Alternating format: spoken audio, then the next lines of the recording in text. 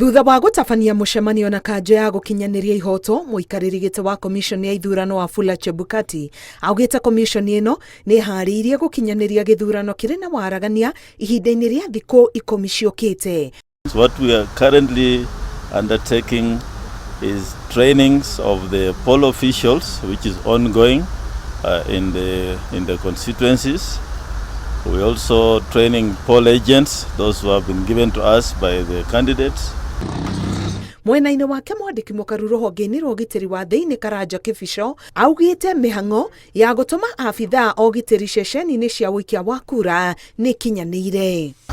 Transportation of their materials, guarding the venues, making sure that the materials in the warehouses are safe, and the general security around the country. And I can confirm that we are ready. We have deployed as requested by IEBC. Eventually, a free and fair election is delivered for all Kenyans.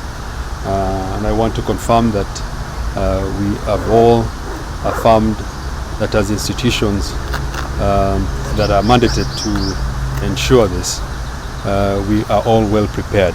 Honge ici ithatũ cirarutithania wĩra nĩguo gũtigĩrĩra gĩthurano kĩnene nĩ gĩatabanio na thayũ na wĩigĩrĩrĩki. Ngĩribotera Inooro TV, ngetwo Karo Kĩnyugo Mwaũra.